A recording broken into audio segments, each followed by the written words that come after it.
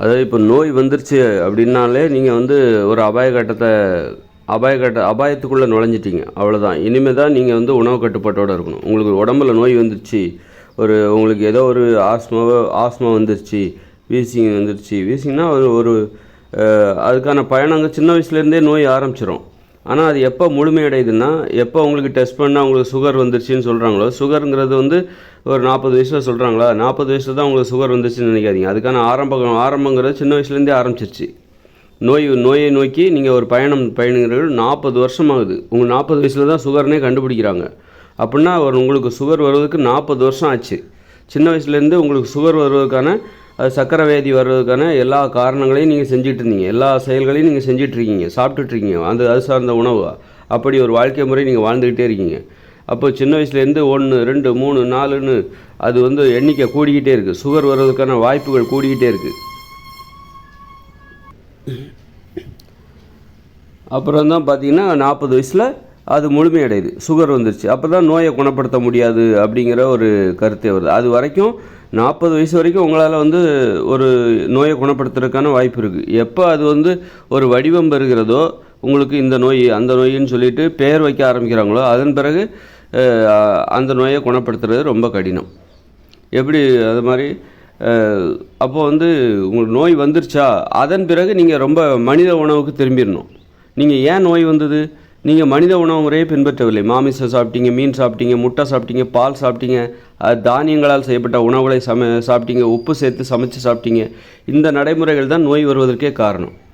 சின்ன வயசுலேருந்து நீங்கள் உப்பு போட்டு சமைச்சு சாப்பிட்றீங்க, சின்ன வயசுலேருந்து மாமிசம் சாப்பிட்றீங்க, பால் சாப்பிட்றீங்க, மாட்டுப்பால் சாப்பிட்றீங்க, அப்புறம் வந்து மீன் சாப்பிட்றீங்க, தானியம், அரிசி, கேழ்வரகு, கோதுமை இதனால் செய்யப்பட்ட இட்லி, பூரி, பொங்கல், தோசை இது மாதிரி சாப்பிட்டுக்கிட்டே இருக்கீங்க. சின்ன வயசுலேருந்து நோய்களை இதான் வந்து அப்போ எல்லாருமே சாப்பிட்றாங்க. அதனால தான் பெரும்பாலும் எல்லா வீட்லேயும் நோயாளிகள் வந்துட்டாங்க. ஒரு 40 வயசில் நோய் வருதுன்னா, சின்ன வயசுலேருந்து நீங்கள் செஞ்ச செயல்கள் தான், நீங்கள் சாப்பிட்ட உணவு முறை தான் ஒரு 40 வயசில் உங்களுக்கு நோயாக முழுமை பெறுகிறது. சின்ன வயசுலேயே ஆரம்பிச்சிருச்சு. அதனால் நோய் வந்துருச்சா, நோயின்னு தெரிஞ்சு போச்சா, அப்புறம் அந்த உணவை கைவிட்டுருங்க. அதுக்கப்புறம் அந்த உணவை சாப்பிடக்கூடாது. எப்போவுமே சாப்பிடக்கூடாது தான். இருந்தாலும் நீங்கள் இந்த உலகம் எல்லாம் எப்படி போதோ அப்படி தான் நம்ம போவோம். அப்படி தானே இதெல்லாம் சாப்பிடணுங்கிற ஆசைப்பட்டு சாப்பிட்டீங்க. ஆனால் நோய் வந்ததுக்கப்புறம் இதெல்லாம் சாப்பிடக்கூடாது. அது வந்து தற்கொலைக்கு சமானம். நோய் வருவதற்கு முன்பு சாப்பிட்டா கூட அதுவும் தற்கொலை தான். இது மிகப்பெரிய தற்கொலை. இது மீளவே முடியாது, உங்களை பாதுகாக்கவே முடியாது. நோய் வந்த பிறகு நீங்கள் வந்து அரிசி, கேழ்வரகு, கோதுமை இது மாதிரி தானிய உணவுகளை சாப்பிட்றது, இட்லி, பூரி, பொங்கல், தோசைன்னு சாப்பிட்றது, மாமிசம் சாப்பிட்றது, மீன், முட்டை, பால்லாம் சாப்பிட்றது வந்து நோய் வந்த பிறகு சாப்பிட்றது வந்து மிகப்பெரிய முட்டாள்தனம். ஏன்னா நீங்கள் மனித உணவு எதெல்லாம்னு அதை மட்டுமே சாப்பிட்டு தான் உங்களுக்கு நோயே வந்திருக்குது. நீங்கள் வந்து நோய் வருவதற்கான உணவுகளை சாப்பிட்டனால தான் உங்களுக்கு நோய் வந்துருச்சு. நோய் வந்து முத்தி போச்சு. எப்போ சுகர்னு உங்களுக்கு சொல்கிறாங்களோ, எப்போ வந்து ஆஸ்மான்னு சொல்கிறாங்களோ, புற்றுநோய்னு சொல்கிறாங்களோ, கண்டுபிடிக்கிறாங்களோ, அப்போவே அது முத்தி போச்சு. முத்தி போனதுக்கப்புறமும் அந்த நோய் வருவதற்கான காரணமான அந்த உணவுகளே சாப்பிட்டுட்டு இருக்கக்கூடாது. அவங்க சாப்பிட்றாங்க, இவங்க சாப்பிட்றாங்கன்னு சொல்லிட்டு நீங்களும் அதையே சாப்பிடக்கூடாது. அவங்க சாப்பிடலாம், ஆனால் நீங்கள் சாப்பிடக்கூடாது. அவங்களுக்கு ஏதோ இன்னும் நோய் வரல, நோய் வந்து வெளியே தெரியல, அது வரைக்கும் அவங்க வந்து சாப்பிட்டுக்கிட்டு தான் இருப்பாங்க. அவங்கள கண்ட்ரோல் பண்ணவே முடியாது. உங்களை கண்ட்ரோல் பண்ணுறதுக்கு தான் உங்களுக்கு ஒரு அச்சுறுத்தல் தேவை. நோய் என்கிற அச்சுறுத்தல் தேவை உங்களை வந்து கட்டுப்படுத்துவதற்கு. அந்த மாதிரி உணவுகளை சாப்பிடக்கூடாது என்பதை கட்டுப்படுத்துவதற்காகத்தான் அந்த அச்சுறுத்தல் உங்களிடம் விடுக்கப்படுகிறது, உங்களுக்கு தெரிவிக்கப்படுகிறது. இந்த மாதிரி உனக்கு நோய் வந்துருச்சு, போதும், நீ சாப்பிட்டது போதும், இதுக்கு மேலே சாப்பிடாத, இந்த மாதிரி பாரு உனக்கு சுகர் வந்துருச்சு, இந்த மாதிரி பாரு உனக்கு புற்றுநோய் வந்துருச்சு, இந்த மாதிரி பாரு உனக்கு ஆஸ்மா வந்துருச்சு, இந்த மாதிரி பாரு உனக்கு மூல நோய் வந்துருச்சு, இந்த மாதிரி பாரு உனக்கு உடல் பருமன் ஏற்பட்டுச்சு, அதனால் இனிமேல் சாப்பிடாத.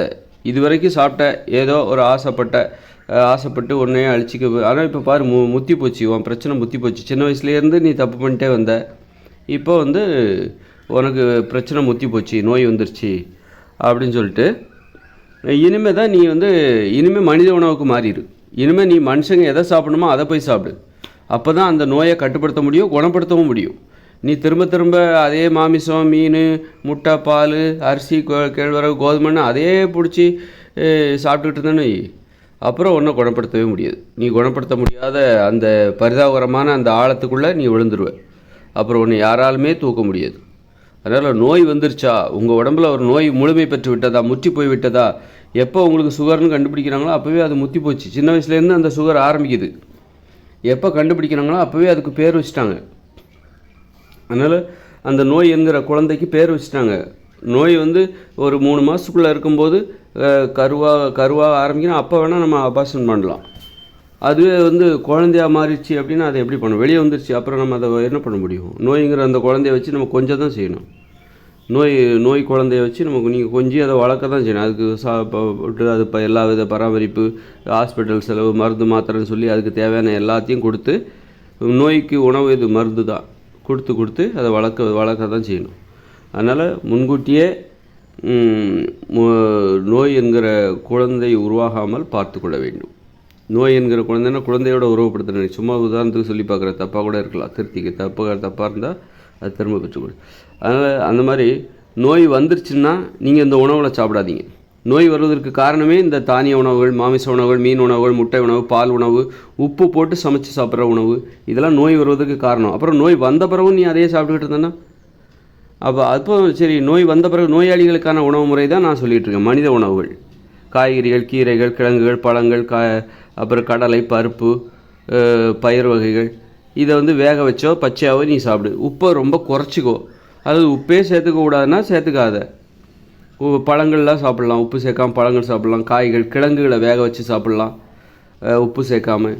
இந்த மாதிரி நிறைய உணவுகள்லாம் இருக்குது. அதனால் வந்து உணவு முறை ஐயோ போச்சே அப்படின்னு நினைக்காதீங்க. அற்புதமான உணவுலாம் இருக்குது. பழங்கள் சாப்பிட்லாம், காய்கறி சாப்பிட்லாம், கிழங்குகள் சாப்பிட்லாம், பனங்கிழங்கு, மரவள்ளி கிழங்கு, மரச்சீனி கிழங்கு, அப்புறம் வந்து பயிர் வகை, முளைகட்டிய தானியத்தை வேக வச்சு கூட சாப்பிடுங்க உப்பு போடாமல். அதில் முளைகட்டிய தானியத்தை பச்சையாகவே சாப்பிடுங்க, பச்சை பட்டாணி, இப்படி நிறைய உணவுகள், அற்புதமான உணவுகள்லாம் இருக்குது. அதை சாப்பிட்டு கிழங்குகள், பழங்கள், அற்புதமான பழம், ஆப்பிள் பழம், அன்னாசி பழம், கொய்யாப்பழம், வாழைப்பழம், ஆரஞ்சு பழம், இந்த மாதிரி எவ்வளோ பழங்கள் இருக்குது. முந்திரி பருப்பு, பாதாம் பருப்பு, பிஸ்தா, வேர்க்கடலை, இப்படி நிறைய பருப்புகளும் இருக்குது. வறுத்து சாப்பிடுங்க, அவிச்சு சாப்பிடுங்க வேர்க்கடலையை.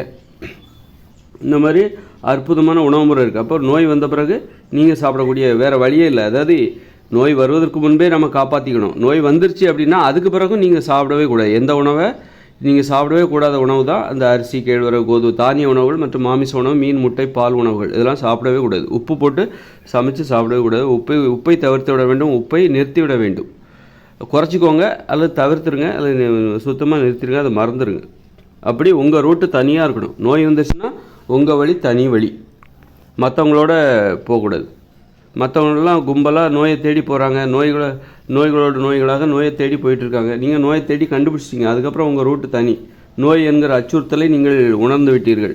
நோய் எந்த அளவுக்கு வலிக்கும், எந்த அளவுக்கு ஆபத்தானதுன்னு தெரிஞ்சு போச்சு. இதுக்கப்புறமும் நீங்கள் வந்து எல்லார் மாதிரியுமே நானும் சந்தோஷமாக இருப்பேன் நடிச்சிக்கிட்டு இருக்கக்கூடாது. உங்கள் வழி தனி, உங்கள் உணவு முறை தனி. நீங்கள் இந்த மக்களுக்கு ஒரு பாடமாக இருக்க வேண்டும். என்னைப்போல் நீங்களும் ஆகிவிடாதீர்கள் என்று சொல்லுகிற ஒரு ஆளாக நீங்கள் இருக்க வேண்டும். என்னைப்போல் நீங்களும் நோய் வந்து சாகக்கூடாது, நோய் வந்து அவஸ்தைப்படக்கூடாது, நோயிலிருந்து உங்களை பாதுகாத்துக்கோங்க அப்படிங்கிற ஒரு கடமையை செய்கிற அந்த பொறுப்பு உங்கள்கிட்ட இருக்குது. நோயாளிகளுக்கு அப்படி ஒரு பொறுப்பு இருக்குது. நோயாளிகள் வந்து எதெல்லாம் சாப்பிடக்கூடாது, எதெல்லாம் சாப்பிடணும், எப்படி வாழணும் அப்படின்னு இந்த உலகத்துக்கு சொல்லுகிற முன்மாதிரியான ஆட்களாக இருக்க வேண்டிய கடமை, பொறுப்பு அவங்களுக்கு இருக்குது. அதை செய்யாமல் எல்லார் மாதிரியும் இன்னமும் நீ குலோப்ஜாம் சாப்பிட்டுட்டு இருந்தேன்னா, குலோப்ஜாமு நல்ல வெள்ளைச்சீனி போட்ட டீ, காஃபி உறிஞ்சி குடிச்சு உறிஞ்சி குடிச்சிக்கிட்டு இருந்தேன்னா உனக்கு பொறுப்பும் இல்லை, கடமையும் இல்லை. நீ நடிச்சுக்கிட்டு இருக்க, எல்லார் மாதிரி நானும் இருக்கிறேன் அப்படின்னு நடிச்சுக்கிட்டு இருக்கிறேன். அந்த மாதிரி வாழ்க்கைக்கு ஆசைப்படாது. உனக்கு வந்து நோய் வந்துருச்சுன்னா அது ஒரு கொடுப்பனன்னு கூட நினச்சிக்கோ. நல்ல விஷயத்தை கண்டுபிடிக்கிறதுக்கான, நல்ல உணவுகளை உண்பதற்கான ஒரு நிர்பந்தம், நெருக்கடி, கட்டாயம், அந்த பேர், அந்த கொடுப்பனை உனக்கு கிடச்சிருக்கு அப்படின்னு நினச்சிக்கோ.